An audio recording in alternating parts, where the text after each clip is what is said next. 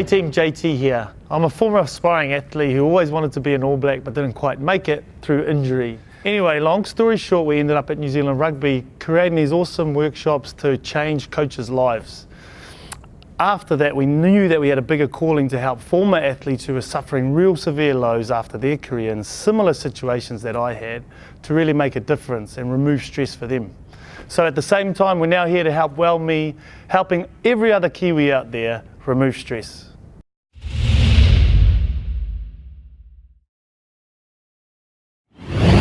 We use labs. Now, labs are different from workshops because we provide a practical experience for you to overcome your stress.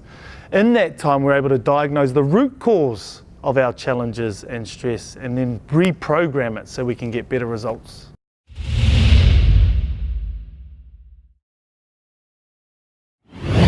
So we've got a 3-step process. First step is the Action Learning Labs. Now, I got this concept off Alex McKenzie.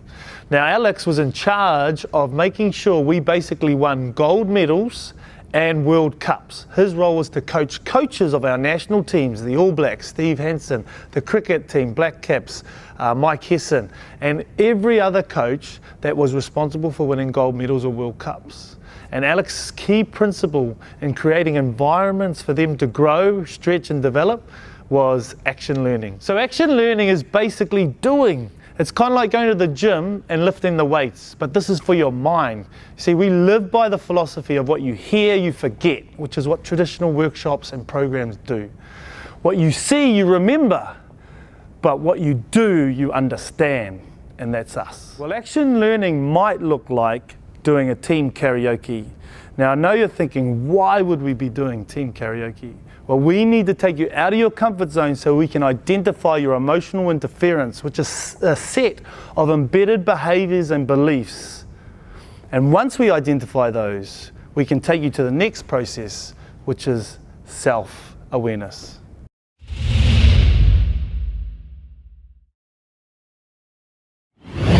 Stefani talks about by the age of 18, we have been programmed with over 140,000 lines of negative code, which has now become hidden.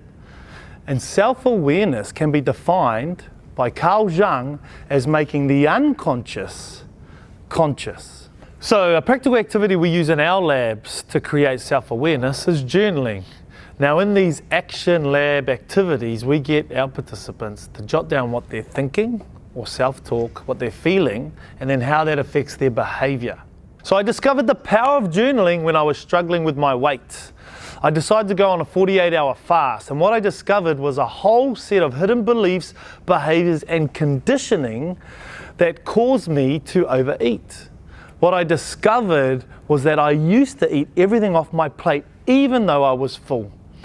Now, these conditioning patterns and behaviors come from our childhood. Who remembers this scenario? Eating at your table and you can't leave until you eat everything off your plate. And so the first step in any transformation is to become aware.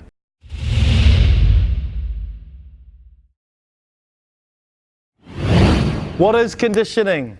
Well, Dr. Joe Dispenza talks about that we are a collection of lifetime memorized behaviors, beliefs, and emotional reactions that function like a computer program.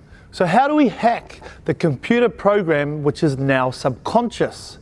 Well, we need to use the 3 languages of the subconscious: repetition, emotion, and images. Well, there's a saying out there that what you do daily, you become permanently. So what I practice daily is to listen to my song. Now, my song is from The Greatest Showman, This Is Me, sung by Keala Settle. Why do I choose this song? Well, the words in there are real specific to me. It's about marching to your own drum. It's about flooding out that negative talk, and it's about being true to who you really are. Now, every day when I listen to this song, it helps me take on any situation that comes at me so that I can be in control and act rather than react. What about emotions? Well, I found the power of emotions when I first started to do a gratitude journal or list. I used to sit there plain face and just write, I'm grateful for my house, grateful for my kids, grateful for my family, but I wasn't showing emotions towards that. How would you feel? How do you really feel about your darling, your kids? And so by making sure we we connect with our emotions, it enables the brain to collect evidence to support that grateful feeling. So when you wake up every day, you start to pick up evidence to support being grateful for. Why do we use imagery? Well, imagery is really important to the subconscious brain. It's one of the key languages. In order to change the code in the subconscious, we need to use images. There's a saying out there, what you can't see, you can't be.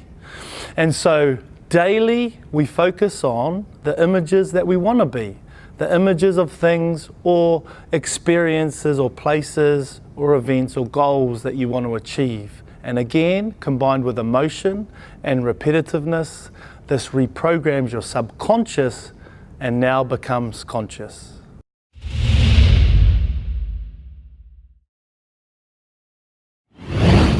All right, team, so you've heard a summary of our program where we're going to cover action learning, which is important when you learn any skill, you need to do it. Self-awareness, because the first step in any transformation is to be aware. And lastly, reconditioning. It's like retraining a muscle. We've got to do it every day. So we look forward to seeing you at our next workshop so that we can help you reach your potential.